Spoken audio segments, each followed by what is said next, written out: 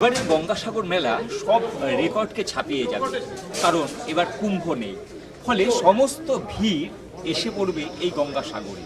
সুতরাং এখন থেকেই প্রস্তুত রাজ্য প্রশাসন, লক্ষ লক্ষ মানুষের সমাগম যাতে নির্বিঘ্নে হয়, কোনো রকম অপ্রীতিকর ঘটনা না ঘটে তার জন্য প্রশাসন প্রস্তুত রয়েছে।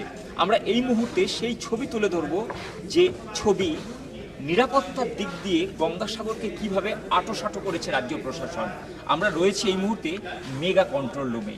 আমরা সেই ছবি এই মুহূর্তে বাংলা জগৎ দর্শকদের সামনে তুলে ধরছি, যে মেগা কন্ট্রোল রুমে কয়েকশো টিভি রয়েছে, সিসিটিভি, যেখানে গোটা গঙ্গাসাগর দ্বীপকে কন্ট্রোল করা হচ্ছে এই রুম থেকে।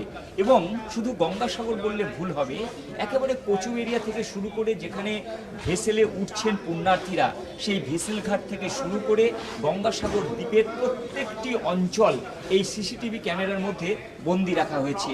এবং এখান থেকেই আধিকারিকরা, শীর্ষ কর্তারা, তারা গোটা পরিস্থিতির উপর নজরদারি চালাচ্ছেন। আমরা জানি যে এই নিরাপত্তার বিষয়ে সবচেয়ে বেশি জোর দিয়েছেন রাজ্যের মুখ্যমন্ত্রী মমতা বন্দ্যোপাধ্যায়, কারণ গঙ্গাসাগরে যে লক্ষ লক্ষ দর্শনার্থী বা পুণ্যার্থীর ঢল নামবে, সেই ভিড়ের মধ্যে কোনো রকমের যাতে অপ্রীতিকর ঘটনা না ঘটে তার জন্য এই কন্ট্রোল রুম থেকে সদা সতর্ক থাকবেন পুলিশের শীর্ষ কর্তারা। এই কারণেই যে একটা ছোট ঘটনা গোটা মেলার পরিস্থিতিটাকে একটা বিঘ্নিত করে তুলতে পারে। মানুষের যে গঙ্গাসাগর মেলার প্রতি যে আকর্ষণ, সেই আকর্ষণে কোথাও ভাটা পড়তে পারে। তাই রাজ্য সরকারের একটাই বার্তা, যে আপনারা নিশ্চিন্তে গঙ্গাসাগরে আসুন এবং পুণ্য স্নানে অংশ নিন।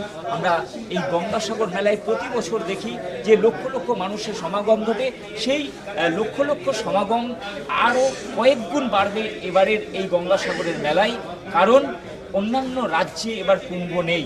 আর সে কারণেই এই মেগা কন্ট্রোল রুম থেকে গোটা সাগর দ্বীপকে কন্ট্রোল করা হচ্ছে। পুলিশের শীর্ষ কর্তারা সদা সতর্ক থাকছেন, নজরদারি চালাচ্ছেন। কোথাও কোনো অপ্রীতিকর ঘটনার খবর পেলেই বা এখানে সিসিটিভিতে ধরা পড়লেই সঙ্গে সঙ্গে সেখানে ব্যবস্থা গ্রহণ করা, সেই জায়গা থেকে এই কন্ট্রোল রুমে 24 ঘন্টা পুলিশের আধিকারিকরা তারা নিয়ন্ত্রণ করছেন, পরিস্থিতির উপর নজর রাখছেন। কারণ রাজ্য সরকার চাই যে আরও বেশি বেশি মানুষ আসুক বাংলার এই পর্যটন ক্ষেত্রে।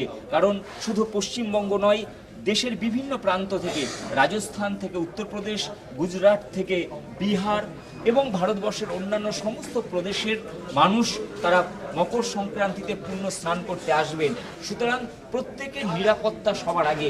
রাজ্যের মুখ্যমন্ত্রীর বার্তা, যে আপনারা নিশ্চিন্তে আসুন, বাংলার এই পুণ্য ক্ষেত্রে পুণ্য স্নানে অংশ নিন এবং মকর সংক্রান্তিতে বাংলার যে সাংস্কৃতিক ঐতিহ্য, বাংলার যে গরিমা, সেই গরিমা বজায় রাখুন। এবং রাজ্য প্রশাসন প্রস্তুত রয়েছে, নিরাপত্তার দিক দিয়ে কোনো খামতি নেই। পুলিশ সদা সতর্ক রয়েছে, রাজ্য প্রশাসন সদা সতর্ক রয়েছে।